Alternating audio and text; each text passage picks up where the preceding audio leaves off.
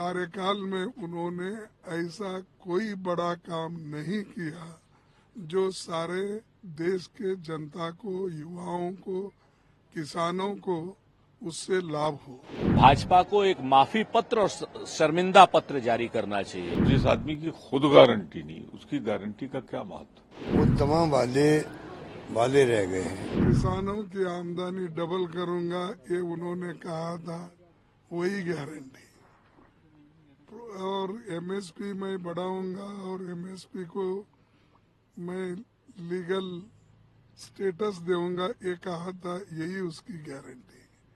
और अपने कार्यकाल में उन्होंने ऐसा कोई बड़ा काम नहीं किया जो सारे देश के जनता को, युवाओं को, किसानों को उससे लाभ हो। अब युवा तो नौकरी के लिए तड़प रहे हैं, रास्ते पे आए हैं और इन्फ्लेशन इतना बड़ा है, सभी दाम खाने पीने के और सभी चीजें आकाश को पहुंचे हैं, उसकी उनको फिक्र नहीं है। इन्फ्लेशन की, अनएम्प्लॉयमेंट की, और जो उन्होंने पहले पिक्चर बताया, वो क्या बोलते, ट्रेलर बोलते थे वो, तो उस ट्रेलर में ना डीजल की कमी दिखा रही, ना पेट्रोल का दिख रहा है, ना और किसी गैस का कुछ भी नहीं है। क्या है? और इसने आके इतना बढ़ा दिया कि किसी सरकार ने छोटे से टेन्यूअर में सैकड़ों रुपए नहीं बढ़ाया। और ये आदमी जो 10 साल में गरीबों के लिए कुछ नहीं कर सका, ये सब उदाहरण है आपके पास। तो उसी की फिर मैनिफेस्टो देखना ये और उसको विश्वास करना ये ठीक नहीं है।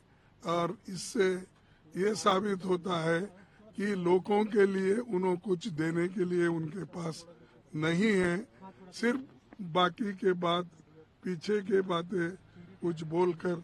और कोई मैनिफेस्टो में ये कहता है कि मैं इतने किलोमीटर रोड बनाया, इतने किलोमीटर मैंने ये किया, और अरे जो असल चीज है, लोगों के पेट भरने के लिए आपने क्या किया? भाजपा को एक माफी पत्र और शर्मिंदा पत्र जारी करना चाहिए। भाजपा को बताना चाहिए कि उन्होंने इलेक्टोरल बॉन्ड के नाम पर देश का इतना बड़ा घोटाला क्यों किया। भारतीय जनता पार्टी को बताना चाहिए कि उनके राज में डॉलर 58 रुपए से 84 रुपए क्यों चला गया। उन्हें बताना चाहिए कि पेट्रोल और डीजल के दाम शतक क्यों पार कर गए। उन्हें बताना चाहिए कि करोड़ों युवा आज की डेट में बेरोजगार क्यों हैं। उन्हें बताना चाहिए कि महंगाई इतनी ज्यादा क्यों बढ़ी हुई है। उन्हें ये भी जरूर बताना चाहिए कि चीन की जो सीमा पर चीन ने 4000 किलोमीटर का अतिक्रमण क्यों किया हुआ है। उन्हें इन सारी बातों का जवाब देना होगा, पेपर लीक का भी जवाब देना होगा, उन्हें जन विरोधी बातों का सारा जवाब देना होगा। और ये संकल्प पत्र नहीं, उनको माफी मत पत्र या शर्मिंदा पत्र की घोषणा करनी चाहिए। मोदी ने कहा है कि मोदी की गारंटी जो है, गारंटी को पूरी करने की गारंटी है संकल्प पत्र में। इस पर क्या कहना चाहेंगे? इस पर सिर्फ हंसा जा सकता है और कोई प्रतिक्रिया नहीं हो सकती। मोदी जी ने तो ही कहा था ना 2014 में 15 लाख रुपए सबको मिलेंगे, 2 करोड़ रोजगार मिलेंगे। हुआ क्या कि पिछले 10 सालों में 3 गुना बेरोजगारी बढ़ गई। महंगाई ये नियंत्रण में ला रहे थे। महंगाई 38 साल का रिकॉर्ड तोड़ रही है। जो इन्होंने कहा था, एक तो पूरा नहीं हुआ। आज तो सचमुच सबसे बड़ी अगर किसी की क्रेडिबिलिटी खत्म हुई है तो मोदी जी की खुद की खत्म हो गई। तो जिस आदमी की खुद गारंटी नहीं, उसकी गारंटी का क्या महत्व? मैं सोचता हूँ कि तो 14-19 में जो माहौल था वो स्थिति रही नहीं हम लोगों की। अब जो वादे करते करते निभाए नहीं, काला धन लेके आएंगे, 15 लाख रुपए खाते में डाल देंगे, किसानों की आमदनी दुगनी कर देंगे, लोकपाल लेके आएंगे, क्या क्या नहीं कहा गया। वो तमाम वादे रह गए हैं। तो उसके बाद में भी जो कुछ भी इनके वादे थे,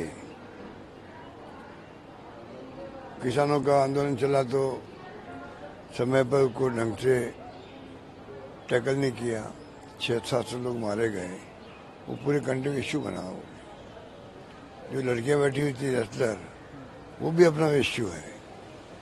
जो घसीट के मर गया था, 3-4 किसान मर गए थे, वो भी इश्यू है। तो इतने इश्यू इनके सामने आ चुके हैं, अब वो क्रेडिबिलिटी वाली बात सही नहीं है बीजेपी की। अब मुझे लगता है कि अब ये मोदी के नाम से कब तक राजनीति करेंगे, क्योंकि सबको गायब कर दिया। जेपी नड्डा कुछ नहीं है, मंत्रिमंडल के लोग वो कुछ मायने रखते नहीं हैं, और मेंबर पार्लियामेंट को पूछ नहीं रहा है।